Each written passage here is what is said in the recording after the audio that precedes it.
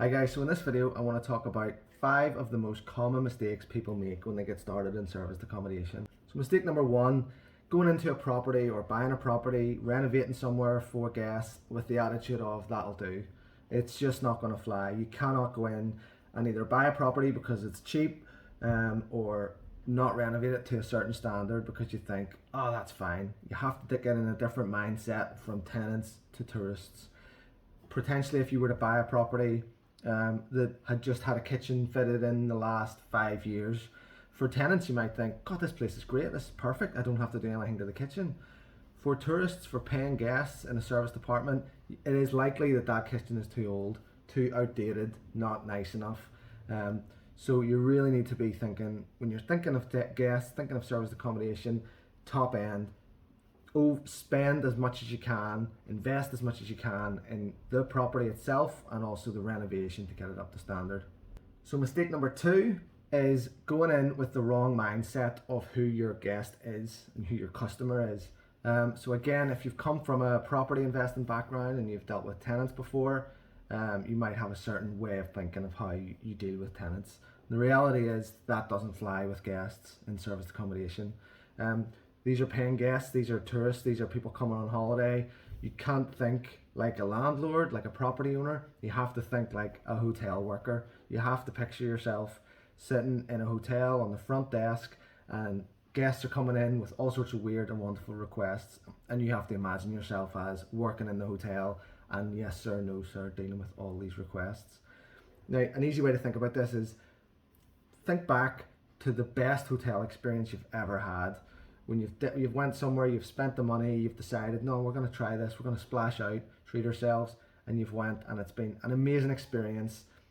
How did you feel? You felt like nothing was too much trouble, you felt like everything, all the potential issues that could crop up had already been thought of.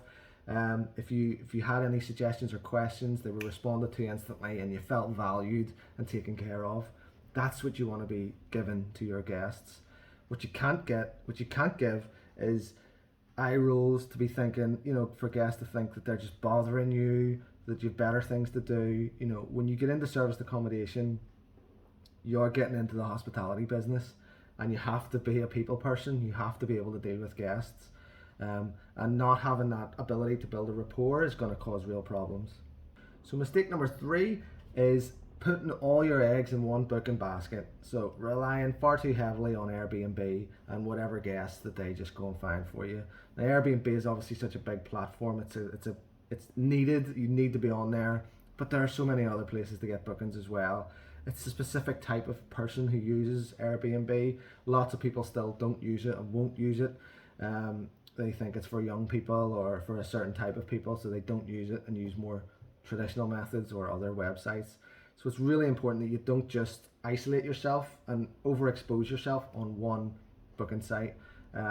The other thing to think about is on that one booking site, everyone's on there. If you start going on to other ones and doing things that not everyone's doing, there's far less competition in these places. Booking.com, Google Hotel Ads, having your own website, doing your own digital marketing, pushing your brand on social media. These are really good ways to stand out, stand above the crowd, and to get those bookings. So relying too heavily on just one booking site is not going to end well.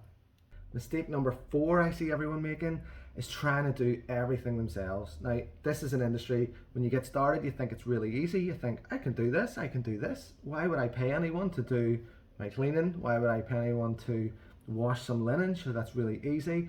But the issue is that these little tasks can just build up and they take over your life.